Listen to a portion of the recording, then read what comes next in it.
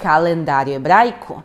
Talvez vocês estejam achando estranho, a gente está falando de Ano Novo em setembro, mas esse calendário é bem diferente do calendário que se usa no Ocidente e nele são baseadas as festas e tradições bíblicas e ele segue sendo usado em Israel até os dias de hoje. Então, se vocês estão preparados, vamos começar! O calendário hebraico, também conhecido como calendário judaico, ele é solar e lunar. Isso quer dizer que os meses são lunares, mas o ano é solar. Como isso funciona na prática? Todo mês começa com a lua nova. Quando começa a lua crescente, é o primeiro dia do mês. Os meses, vocês podem ver eles escritos aqui na tela agora, mas o mês lunar tem entre 29 e 30 dias, diferente dos 30 ou 31 que tem no solar. Isso quer dizer que cada ano lunar tem 11 dias a menos que o solar e por isso se precisa fazer uma correção.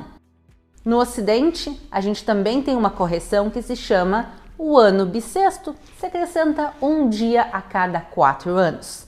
No calendário judaico, a gente acrescenta um mês inteiro.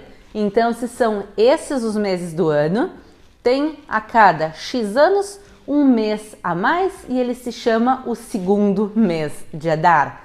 Então, o calendário hebraico tem entre 12 e 13 meses. Como eu falei para vocês, o ano novo está chegando, mas a pergunta é qual ano novo? Porque no calendário hebraico a gente tem 4 anos novos.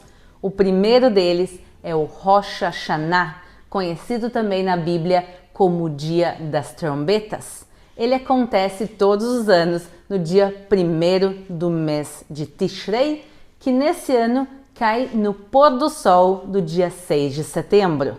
Esse é o ano novo da humanidade e nesse dia vai começar o ano 5782 do quê? Da criação de Adão e Eva. Então, o primeiro ano novo judaico é o ano novo da humanidade, da criação de Adão e Eva, segundo a contagem bíblica. O segundo ano novo acontece no dia 1º do mês de Nissan e ele é realmente o início do calendário, quando se começam a contar os meses, como Deus ordena na saída dos judeus do Egito. E falou o Senhor a Moisés e a Arão na terra do Egito, dizendo: Este mesmo mês vos será o princípio dos meses. Este vos será o primeiro dos meses do ano.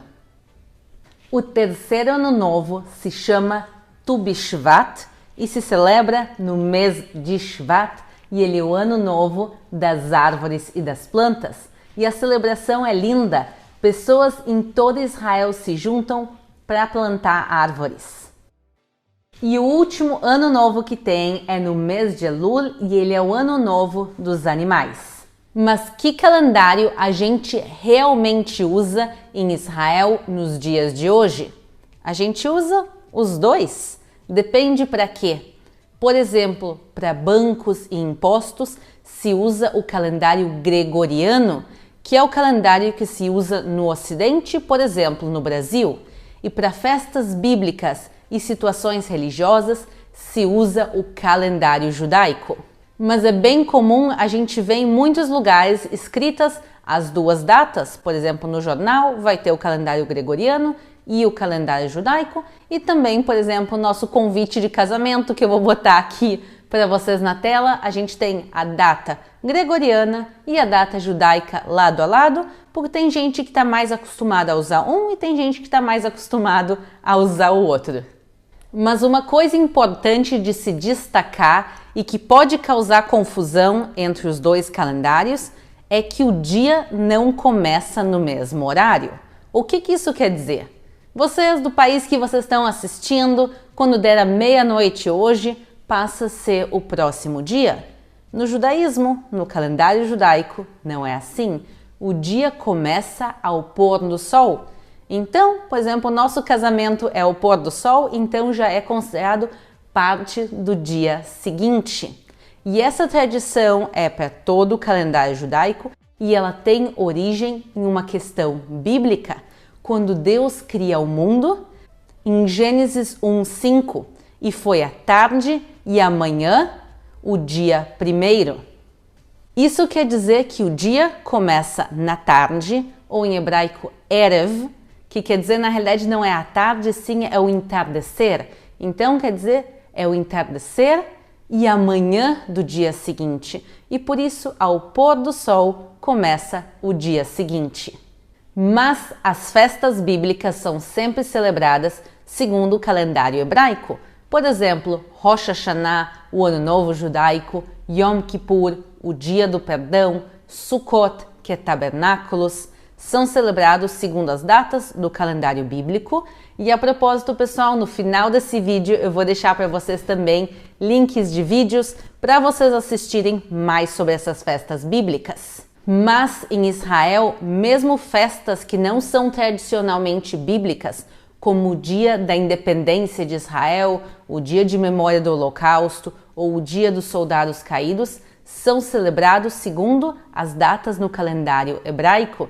E eu já vi mais de uma vez pessoas chegando em Israel no dia 14 de maio, olham para o lado, olham para o outro, esperando ver as grandes celebrações do Dia da Independência de Israel.